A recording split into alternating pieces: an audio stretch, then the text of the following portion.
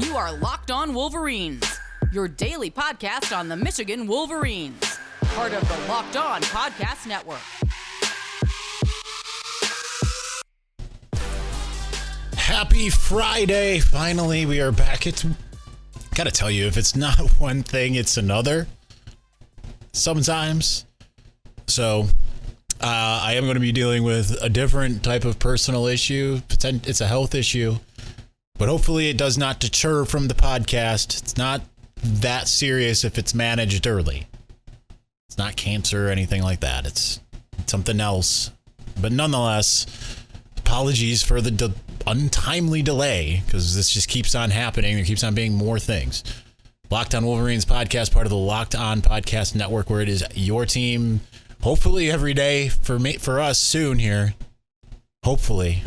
Knock on wood. Anyway, we're back. Michigan Mailbag. Can just get right into it as to not delay, starting with our leaders and best. James Crudup at James Crudup 6. What are your thoughts on conference realignment? From a fan's perspective, how would you weigh that risk versus reward factor of playing bigger names and better teams versus the Rutgers and Illinois of the world? Especially the playoff stays, if the playoff stays in 4 teams, at 4 teams, I'm assuming. I like it in the sense that it's benefiting the Big Ten and the SEC. What does kind of suck is, and I mean, these conferences kind of had it happen to themselves, right? Like the ACC has long been Clemson or bust, which sucks because then they can just roll through their schedule and get into the playoffs in most years. Granted, I mean, they deserve it because they win national championships and such, but Big 12 was really just Oklahoma. Texas has been there, but it's really just been Oklahoma, and then they get to the playoff and get destroyed. The Pac-12, I mean, Washington and Oregon have made the playoff. Neither had Oregon made it to the championship game the first year and then got annihilated, but at least won a game in the playoffs. But the Big Ten and the SEC have been the big dogs, obviously. So I think it's is good for those two conferences that they're adding the better teams over there. I think it's great for the conferences. It's great for teams like Michigan in the sense of you've got more data points, because I think now that the SEC is being bolstered with Texas and Oklahoma, we've already seen how the SEC is kind of, because it's this idea that the conference is so good that a 1-loss team or a 2-loss team compared to maybe some others that don't have as many losses might be better, because it's like, okay, well, they've got more of a gauntlet to get through, and it's like what we saw with obviously Georgia. I mean, obviously Michigan also got in with having 1 loss, but it's just more data points.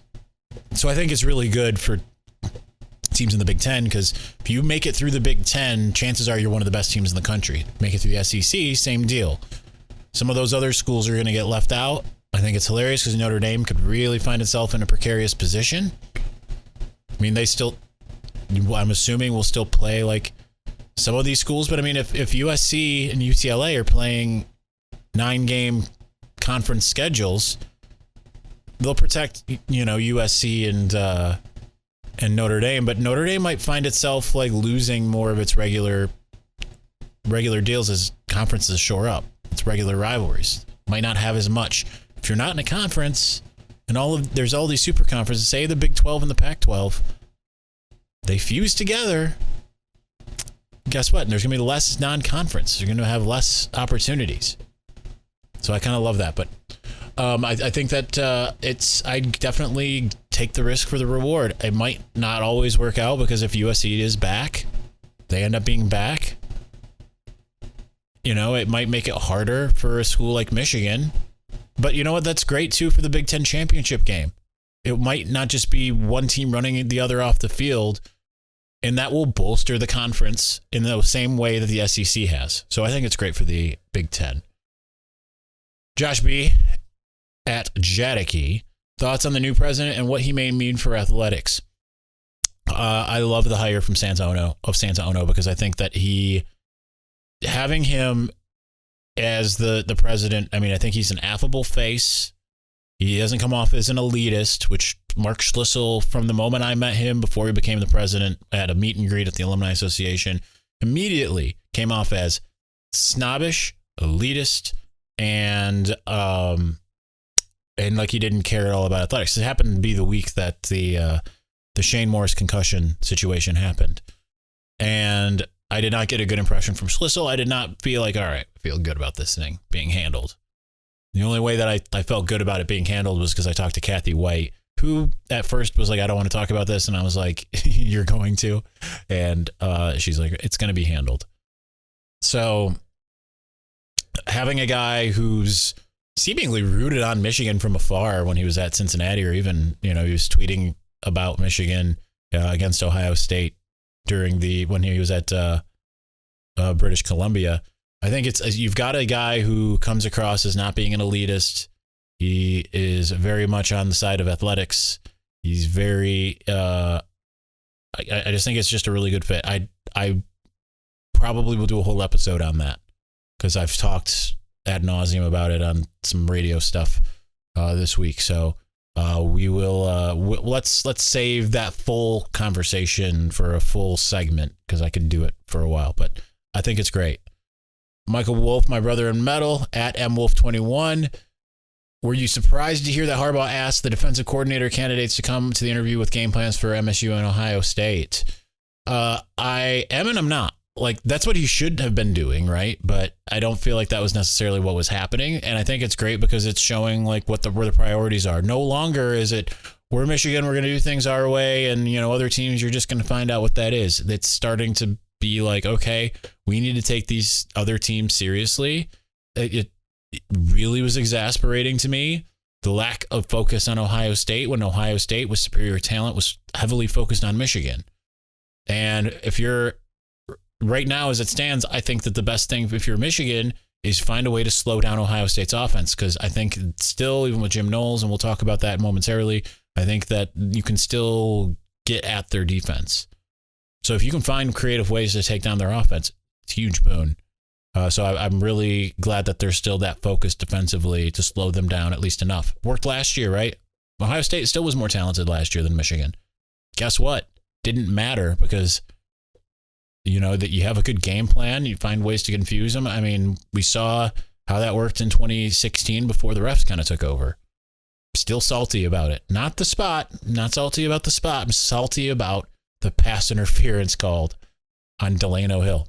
If that wasn't called, that game is over for Michigan in going in Michigan's favor. So frustrating. Jimmy Whitner at Jimmy Whitner 1. In your opinion, does this year's class rank in the top 15, or will it? I'm assuming is what you mean. I think it probably will once it's all said and done. They're still in it for, Nicholas Harbor, Javian Toviano. There's still some other big names out there that they're going after that will help bolster the class. I mean, keeping in mind they have 12 commitments as of me saying this right now. So you figure they're still going to add at least 12, 13 guys to this class. I think that they've gotten a lot more of the lower end guys. Some of the ones that I think that they're in on, it's really frustrating that they lost Paul Mubenga to LSU because I think he'll be a 4-star once it's all said and done. But I think that ultimately it will. And you know what? It kind of doesn't matter because 2018 class, which it was the lowest end class I think Michigan's had under Jim Harbaugh aside from 2015, might be the best one that they've had as far as guys who've produced. Aiden Hutchinson, Ronnie Bell, like all of those guys, you go top to bottom, it's a really good class once it was said and done, and it was the lowest rated of all of them. So, number 2, how is Zuri? Zuri's doing well. She's getting used to car rides. I've spent a lot of time this last 2 weeks going to my grandma's. His family congregated over there with family in from out of town, so I brought Zuri along with me. She has learned that a dog a quarter of her size is scary to her, which is good news for me. So she needs to start calming down more around other dogs. So she's doing good. I'm proud of her. Everyone loves her and thinks she's the prettiest, sweetest dog ever. But right now she's upstairs moping because I'm down here doing a podcast. Number 3, what is the best high school game you've seen in a work capacity? I believe I don't remember it very well. I'm kind of thinking, I think it was the championship game, 2016, between King and Cass Tech. I feel like that one was like a game that got decided down the stretch. I don't remember a lot of those high school games. I remember Indiana Cathedral versus, I think it was King, was really good too. Those are the two that stand out. That was in 2017, Prep Kickoff Classic. But yeah, those two are the ones that stand out to me. Seeing Belleville dismantle Brighton one year at the Big House, that was fun just because it was just like, that's a high school team. That was pretty cool. KRT at Farmark84. If JJ ends up starting most of the year, how many more years do you think he'll stick around? JJ is the type of guy where I would not be surprised if he's, especially with NIL, there's not necessarily a financial incentive to leave for the NFL right away. Let's say JJ starts most of this year, not all of it. Michigan doesn't win the national championship. Let's say the next year Michigan comes close but doesn't quite. I could see him coming back for another year. I could see him exhausting all his eligibility. He's that type of dude. You know, he's not chasing the bag. He's chasing greatness. And I think Michigan means a lot to him. I've long said, I've gotten arguments with my cousin who's, I always loved this. He'd be like, I think JJ's going to transfer. And I'm like, he's not. And he's like, I think I know. And I'm like, do you have JJ McCarthy's number in your phone, man? Like, I don't use it now, but I mean, it was, I know JJ McCarthy. But I think that he's a guy that I would not be surprised if he exhausted his intercollegiate eligibility. I just really wouldn't be. Finishing us out in segment 1, Jonathan Joseph at JJoseph2156. What did you think of Obi-Wan, and who is your favorite for touchdown leader this year? Favorite for touchdown leader this year? That's so hard. There's so many guys. I'm really on the AJ Henning type train because I think you'll see him get it through the air and on the ground. But that's the same reason why I feel good about Donovan Edwards. I'm going to go with AJ Henning. I'm going to also say right now I'm probably going to be wrong with no matter who I pick. I could tell you 5 guys. Those 2, Blake Corum, Ronnie Bell, and let's add another receiver, Andrell Anthony. And then it'll end up being Lou Schoonmaker, right? Like that's like, it's so impossible to predict, I think. I think they've just got so many playmakers. I have no idea how they're going to handle all of it. But I mean, obviously you feel good about the way it is going to go. All right. Let's see if I can do this. All right. BetOnline.net. Oh, of course, window closed on me. I kind of expected that. BetOnline.net is your number one source for all your betting needs and sports info. Find all the latest sports developments, league reviews, and news, including Major League Baseball, and I'm sure there's NBA Summer League and all that kind of stuff going on. BetOnline is your continued source for all your sports wagering information, including live betting, esports, and scores. And BetOnline.net remains the best spot for all your sports scores, podcasts, and news this season. BetOnline.net is the fastest and easiest way to check in all your favorite sports and events, including MMA, boxing, and golf. Head to the website today or use your mobile device to learn more about the trends in action. BetOnline, where the game starts.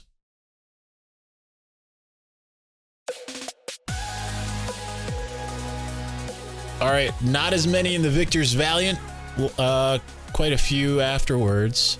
But let's get to the rest here. Let's start with the Victors Valiant, starting with Jim at Jim in the North. What happens to the big money NIL signings if they're a bust? Is this guaranteed money? Feels like the first days of NFL free agency when everyone tried to buy a team. I would imagine it's got to be somewhat guaranteed, right? Because this is you're paying for name, image, likeness. You're not. I don't think you can pay for stats and things like that. Maybe you can. I don't know. I don't know how that works.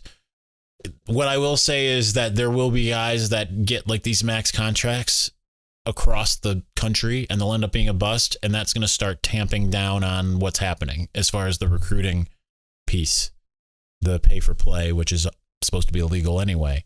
But that as far as if they're a bust, I mean, I don't think that you're going to be able to say, hey, we want our money back. right? I think a lot of that's going to happen up front. Sure, we'll learn more about how the inner workings of some of this stuff is going to go. I don't think it's necessarily very out in the open per se. Really, it's more out in the open than the old Bagman days, but I don't think it's necessarily like we know exactly how every school is operating. Harbaugh is 57. I'm a huge supporter. How long do you think he will coach at Michigan or not? Harbaugh's the type of guy I feel like he's going to be the coach until he's almost 80. Which happens, right? Like we've seen that. I mean, what's Nick Saban? He's like 77 or something like that. Nick Saban is a lot older than you think. Let's see. I got to look. I meant to pull this up beforehand.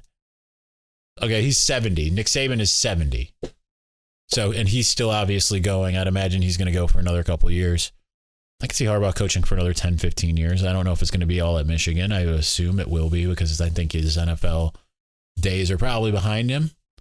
But yeah, I think that he's, you figure he's going to want to at least go as long as Saban. So will it be 13 years at Michigan? I'm not sure, but I wouldn't be surprised. Does college football need a cap on NIL like the NFL has a salary cap? I honestly worry. I want to get the kids to get a cut, but this is starting to feel like the NFL and I'm caring less than I used to. I don't think it needs a cap. I think that they need to say you can't offer NIL deals to kids that haven't signed. Or maybe, I don't know, maybe they need to figure out like something, right? I don't know, because it's hard because they should be able to profit off their name, image, and likeness. But when it comes to pay for play, that's where the regulation needs to be, is this recruiting piece. I just don't know how that works. And I know I'm talking like Don Brown here. Sometimes I miss him. Yeah, I don't think it should have a salary cap per se. I don't think you should cap but I mean, I'm very libertarian. You know, I want people to be able to get what they're worth. I think you can do that in any other industry except for college athletics. So, they need to find a way to regulate it a little bit more. I just don't know what that is because it has been absurd. Mark Z at Mark Zimke. What would you say are the top 3 most important things that need to happen on an official visit? Top 3 most important things. You need to sell them on what your vision is. So Michigan's tended to do a good job of, we always hear the different, you can always tell like what Michigan's trying to sell. I remember a couple of years ago, like the Giles Jackson year, I remember it was like so in 2019 was hearing all summer, it's a 40-year decision, not a 4-year decision. Then you hear like the family atmosphere part, like this togetherness thing. So I think the most important thing is probably selling your vision. And right now for Michigan, it seems to be, it's a transformational, not transactional decision. So you have to sell them on whatever that is, number one. Number 2, you need to make sure that they feel like Ann Arbor and the facilities and all of that is what they're going to get. They're going to get the best of everything, right? They're going to get the best of all worlds, the best of academics, the best of local culture, the best of, the academic side. I know I said that, but that's obviously important. And then the other thing is, I think just getting the personal attention and the personal relationship. And sometimes I feel like you hear it and sometimes you don't, right? Like when you hear guys like, yeah, I got to spend like an hour with Jim Harbaugh, got to really know him as a guy, feel really comfortable with him. That's usually a good sign. But when guys are like, yeah, I didn't really get a chance to see Jim, but I spent time with, whatever. Generally, it's not going to be. I think Harbaugh needs to be a little bit more involved in the more important ones, and sometimes I don't know that he is. So that would be the thing. And not every head coach is, but I think that's important. Spencer Whitmore at Spencer Whitmore. Did winning the Big Ten and beating Ohio State change the Harbaugh can't win the big one, or will a loss to OSU put fans right back? It's going to be right back anyway. It's already kind of back, right? Like Brandon Marcello from 24/7 Sports wrote an article, Can Penn State unseat Ohio State? Ohio State is not the team to unseat. It's Michigan. Michigan is the reigning Big Ten champion. Right now, it's like people are acting like, oh, Michigan, they're not going to be very good. I mean, even as they put the like Michigan's like 5th in the country or whatever, and they're like, well, that's going to come down to earth. Will it? I'm not sure that it will. Now, not this year. Next year, I think there's a good chance, but I don't think this year it's going to be the case. So I think that's already starting to happen. And I think I don't think it needs to be the Ohio State game. If Michigan loses on the road to Iowa, it's going to be like, well, last year was an anomaly. Yeah, it's going to happen that way. And if not this year, it'll be next year. Say Michigan runs it all back, has the same exact results as last year. They don't win a national championship, maybe even if they do. It's going to be that same kind of like, well, this is what Michigan had been under Jim Harbaugh. It won't be that Dabo Swinney, like, yeah, he got them turned into a powerhouse, which might be the case. We'll find out. Zach Larrabee finishing us out in segment 2 at Z Larrabee. The season is taxing not only on players and coaches, but media as well. You have had a lot going on outside of football per your podcast and as well. And I just want to let you know my family is praying for you that you are able to rest and are very thankful for all you do. Thank you. I do appreciate it. This has been a little bit of a different year for me in that I did not anticipate, because usually come January, I am like destroyed mentally. And then I just kind of, it's like, I had my grandpa issues and that sent me into depression and all of those things. And now there's a little health blip. So I do appreciate your prayers. It was been a more trying off season than usual. I'm very excited for the season to come for the sake of getting back in the whole normal swing. And honestly, like still the pandemic and everything. Last year didn't feel like a normal year for me in the sense of I'm out of the swing of the way I used to do things. So I'm hoping that this year it'll feel more normal for me at least. All right, we are going to continue on here. But let's see, before we do, and I got to reopen these windows because they've decided that they don't work here. This episode is brought to you by RockAuto. With ever-increasing numbers of makes and models, it's now impossible for your local chain auto parts store to stock all the parts you need. Why endure often pointless or seemingly intimidating questioning and wait while the person behind the counter orders the parts on their computer, choosing on the brand their warehouse happens to carry? You have computers with access to rockauto.com at home and in your pocket. Why choose to spend up to 30, 50, or even 100% more for the same parts from a chain store or a car dealership? RockAuto is a family business serving do-it-yourselfers for over 20 years. RockAuto prices are reliably low for every customer. They have everything you could ever need, from brake parts, tail lamps, motor oil, even new carpet. So go and explore their easy-to-use website today to find the solution to your auto parts needs. So go to rockauto.com right now, see all the parts available for your car or truck right locked on in their How Did You Hear About Us box so they know we sent you. Amazing selection, reliably low prices, all the parts your car will ever need. rockauto.com.